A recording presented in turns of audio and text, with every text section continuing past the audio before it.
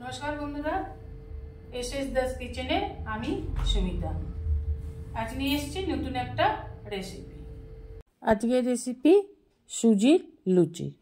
मात्र एकटा उपकरण दिएई सुजिर लुचिटा आमी बानिये नियेछि। सेई रेसिपिटाई आज आमी आपनादेर साथे शेयार करछि। चलुन देखे नेওয়া যাক।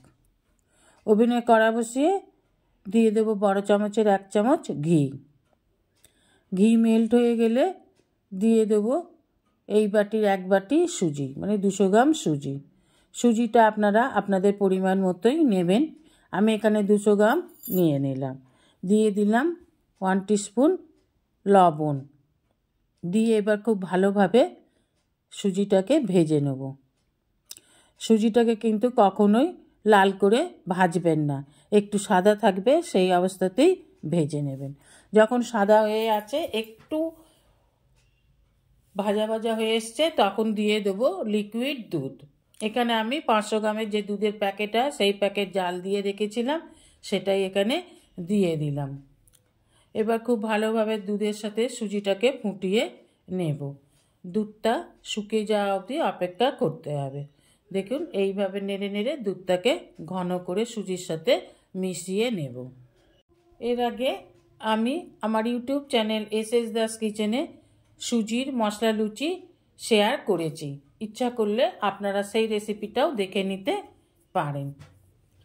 বলে রাখি যেসব বন্ধুরা আমার চ্যানেলটিকে সাবস্ক্রাইব করে আমার পরিবারের সদস্য হয়েছেন তাদের অসংখ্য অসংখ্য ধন্যবাদ। যারা এখনও আমার চ্যানেলটিকে সাবস্ক্রাইব করে আমার পরিবারের সদস্য হননি তাদের কাছে অনুরোধ রইল আমার চ্যানেলটিকে সাবস্ক্রাইব করে আমার পরিবারের সদস্য হবার জন্য। পাশে থাকা বেল আইকনটিতে ক্লিক করে দেবেন নিউ ভিডিওর আপডেট যাতে সবার আগে আপনার কাছেই পৌঁছে যায়। দেখুন ডোটা রেডি হয়ে গেছে, কড়া ছেড়ে দিচ্ছে। এবার সুজির ডোটাকে আমি নামিয়ে নিলাম। এবার একটু ঠান্ডা হয়ে গেলে দিয়ে দেব ধনেপাতা কুচি। ধনেপাতা শুধু পাতাগুলোই নিচ্ছি, আমি কিন্তু ডাঁটাগুলো নিইনি। আর একটা শুকনো লঙ্কাকে একটু ছোট ছোট করে আমি চিলি ফ্লেক্সের মতন নিয়ে নিলাম। আপনারা ঝালটা আপনাদের পরিমাণ মতো বুঝেই দেবেন। এবার একটু সাদা তেল নিয়ে ভালোভাবে চটকে চটকে একটু গরম অবস্থায় মেখে নিতে হবে।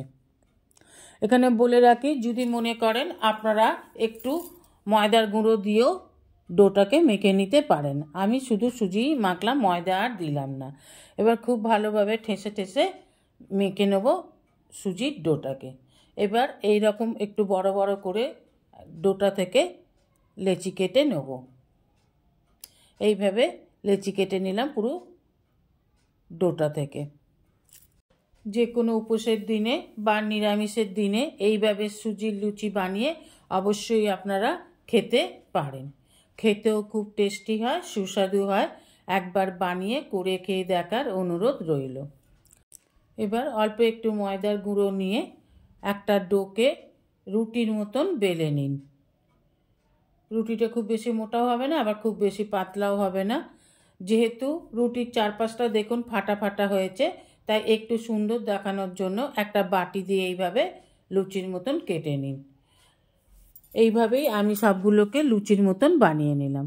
এবার সাদা তেল গরম করে তেলের মধ্যে বেলে রাখা লুচিগুলোকে দিয়ে একটা একটা করে ভেজে নিলেই তৈরি সুজির লুচি।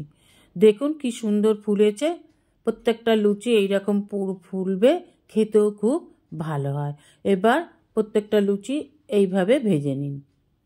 ভাজা হয়ে গেলে গরম গরম পরিবেশন করুন আপনার পছন্দের মতন যে কোনো সবজি বা ভাজা দিয়ে। আমি পরিবেশন করলাম খেজুর গুড়, বেগুন ভাজা, আলু, মটরশুঁটি, টমেটো দিয়ে একটু রসা রসা তরকারি দিয়ে।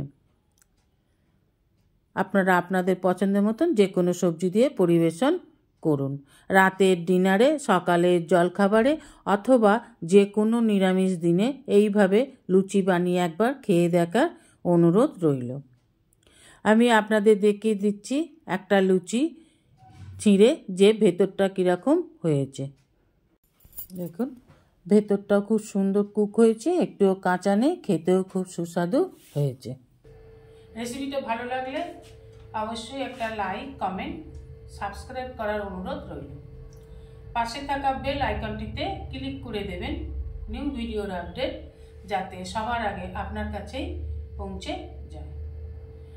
আজ এই পর্যন্তই, আবার দেখা হবে নতুন একটা দিনে নতুন একটা রেসিপির সাথে।